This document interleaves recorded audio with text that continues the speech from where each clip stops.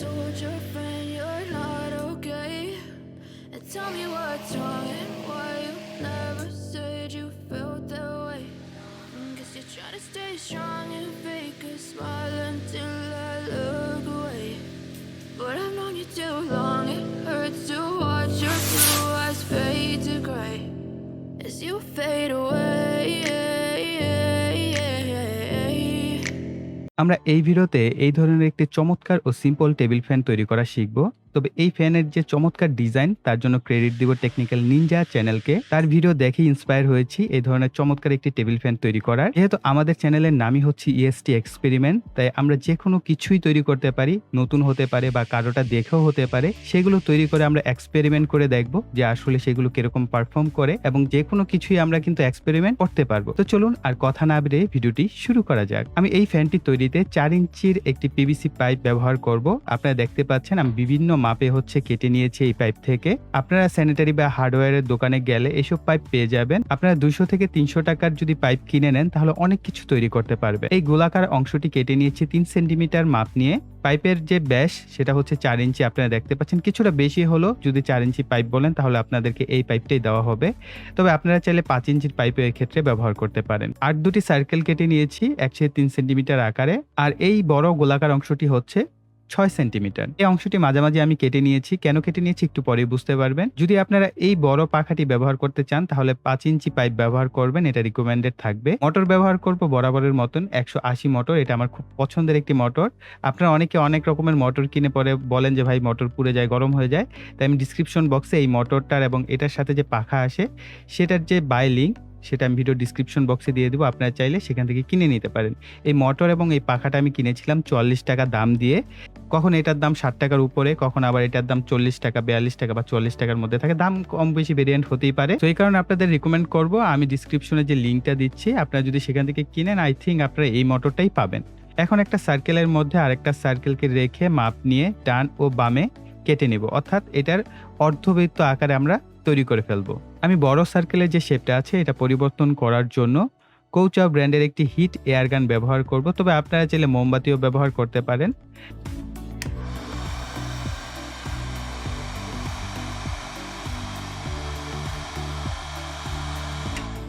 তাপের সাহায্যে এরকম শেপে নিয়ে আসা হয়েছে, আপনারা দেখতেই পাচ্ছেন। শিরিষ কাগজ দিয়ে ঘষার পর দেখতে হয়েছে এরকম। এর মাপ নিয়ে দুটি অংশ কাটা হয়েছে, এর সামনের এবং পিছনের মাপ নিয়ে, অর্থাৎ এর সামনে এবং পেছনে যুক্ত করার জন্য।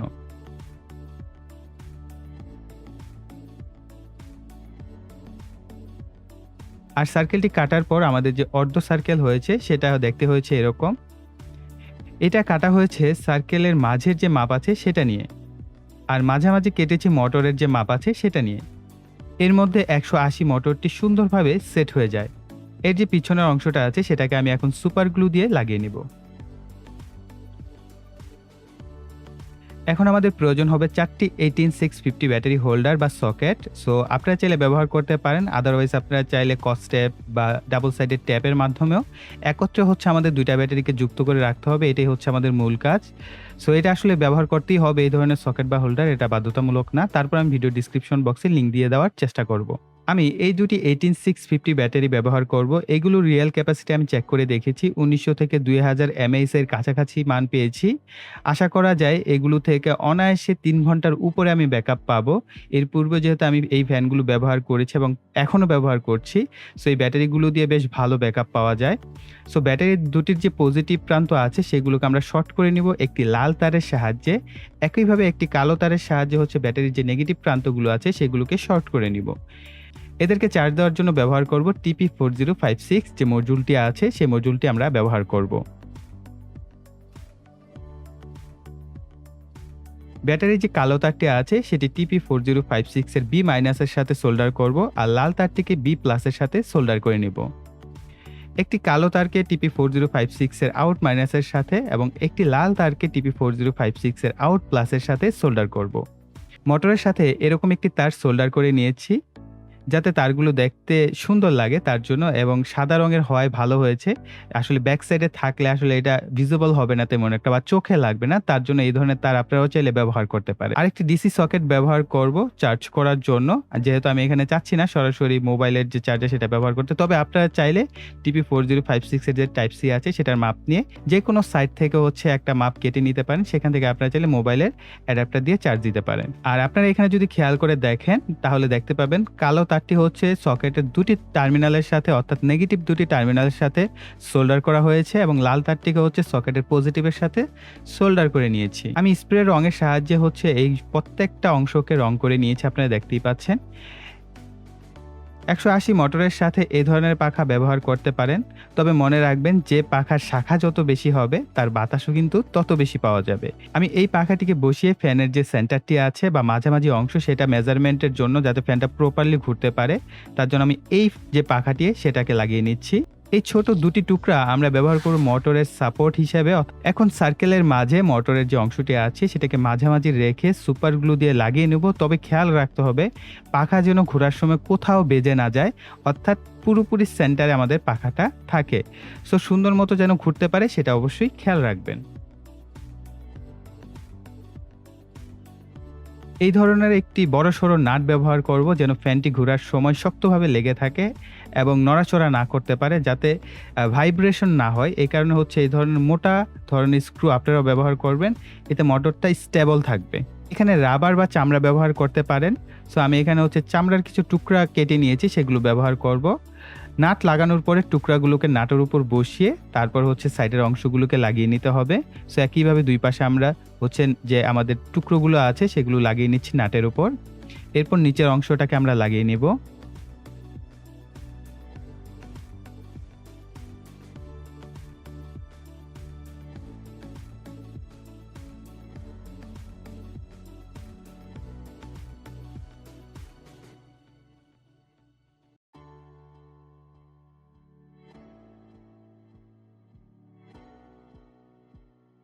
এখন আমাদের যে বড় নাটটা আছে সেটার সাথে চামড়ার টুকরোগুলোকে লাগিয়ে নিচ্ছি।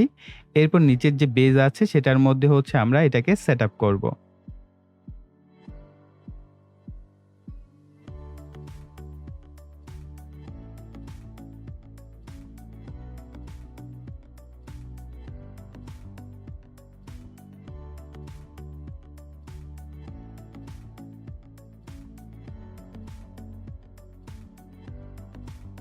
এখন যে মোটরের তারটি আছে সেটাকে ভিতরের দিকে নিয়ে যাব। এখন সকেটটিকে যথাস্থানে বসিয়ে তারগুলোকে বের করে নিব।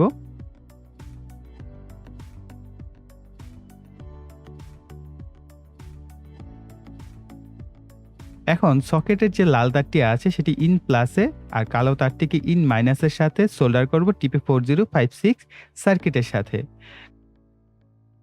আমি কালো তারের মাঝে একটি হিটসিঙ্ক টিউব ব্যবহার করছি। এরপর তারগুলোকে একত্রে করে সোল্ডার করে নিব। তারপর হিটসিঙ্ক টিউবটিকে লাগিয়ে ফেলবো। এটি একটি 3 পিন সুইচ। এর কানেকশন খুব সহজ। মাঝের যে কোনো এক প্রান্তে সোল্ডার করবেন আর অপর যে কোনো একটা প্রান্তে আপনি সোল্ডার করতে পারেন, তাহলে এই সুইচটি প্রপারলি কাজ করবে। এখন ব্যাটারি দুটিকে আমরা ডাবল সাইডের ট্যাপের সাহায্যে বক্সের ভিতরে সেটআপ করে ফেলবো।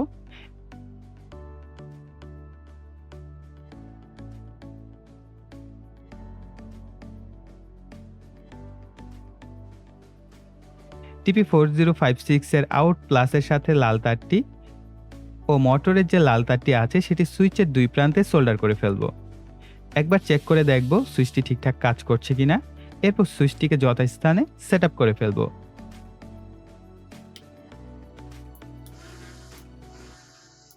আচ্ছা, একটা বিষয় আপনাদের সাথে শেয়ার করি। এই যে আমাদের ব্যাটারি বসানোর পর অনেক জায়গায় খালি রয়েছে, এখানে ভারী পাথর-টাথর কিছু একটা দিয়ে দিয়েন। কেননা 180 মোটর বেশ পাওয়ারফুল হয়ে থাকে। যখন আপনি এটাকে চালু করবেন তখন দেখবেন যে এটা ভাইব্রেট করতে থাকে। সো ভারী কিছু থাকলে স্টেবল থাকবে। তার জন্য আপনাদের রিকমেন্ড করব ভারী কিছু এটার মধ্যে আর কি দিয়ে দেবেন যা পারেন। তাহলে দেখবেন আপনাদের যে ফ্যানটা সেটা স্টেবল অবস্থায় থাকবে। এরপর এর বাহিরের যে অংশটা সেটাকে আমরা সুপার গ্লু দিয়ে লাগিয়ে নিব। আমাদের ফ্যানটি ফাইনালি দেখতে হয়েছে এরকম। এই ডিজাইনের বড় একটা সুবিধা হলো আপনি ফ্যানটাকে বিভিন্ন অ্যাঙ্গেলে ঘোরাতে পারবেন। উপরে, নিচে, ডানে, বামে বিভিন্নভাবে বিভিন্ন অ্যাঙ্গেলে আপনি এটাকে রোটেট করতে পারবেন। এটাই সবথেকে বড় সুবিধা। আপনি এক জায়গায় বসে দেখা গেল যদি আপনার মনে হয় একটু উপরের দিকে বাতাস দরকার, একটু অ্যাঙ্গেল ঘুরিয়ে নিলেন বা আপনার ডানে দরকার তাহলে ডানে, বামে দরকার হলে বামে একটু রোটেট করে নিতে পারবেন।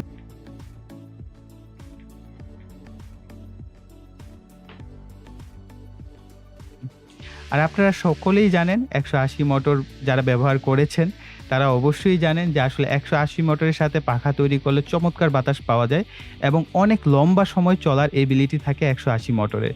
কিন্তু নরমাল যে ডিসি মোটরগুলো থাকে সেগুলো কিন্তু ২০-৩০ মিনিট চলার পরে গরম হয়ে যায়, পুড়ে যায় বা নষ্ট হয়ে যায়। সো এই কারণে আপনাদের রিকমেন্ড করব অবশ্যই ১৮০ মোটর ব্যবহার করবেন। ১৮০ মোটরের মধ্যে অনেক ভেরিয়েন্ট থাকে। তারপরও ১৮০ মোটর যেগুলো হয়ে থাকে প্রত্যেকটা মোটরে অনেক লম্বা সময় ব্যবহার করা যায়। এর আগে আমরা একটা ফ্যান তৈরি করেছিলাম। সেই ফ্যানটা প্রতিদিন ১-১.৫ ঘন্টা ২ ঘন্টাও টানা চলে। আমি নিজে চালিয়ে দেখেছি যখন কারেন্ট চলে যায় আমি এটাকে ব্যবহার করে থাকি রেগুলারই। সো ১৮০ মোটর আসলে স্টেবল এবং সহজে নষ্ট হয় না, ওভারহিট হয় না। ১-১.৫ ঘন্টা চলার পরেও খুবই সামান্য পরিমাণ হিট হয়। এর ফলে আপনারা চাইলে এটা দিয়ে পাখা তৈরি করলে লম্বা সময় আপনি এটা দিয়ে ব্যাকআপও পাবেন এবং আপনার যে ফ্যানটা আছে সেটা টেকসই হবে। তার জন্য রিকমেন্ডেড থাকবে অবশ্যই ভালো মানের ১৮০ মোটর ব্যবহার করার। সো গাইস আমাদের এই ভিডিওটি এই পর্যন্তই রাখছি। আশা করি ভিডিওটি আপনারা মনোযোগ সহকারে দেখেছেন এবং আপনারা এনজয় করেছেন। তার জন্য ভিডিওতে লাইক দিবেন। আপনাদের একটা মাইল ফলক থাকে, ভিডিওর শুরুতে এবার বলি নাই। আপনারা অনেকে হয়তো বিরক্ত হন, তাই সবসময় বলার চেষ্টাও করি না। তবে আপনাদের কাছে আবদার থাকে, আপনারা অবশ্যই সবাই লাইক দিবেন। তাহলে ১-২০০ লাইক হতে সময় লাগে না।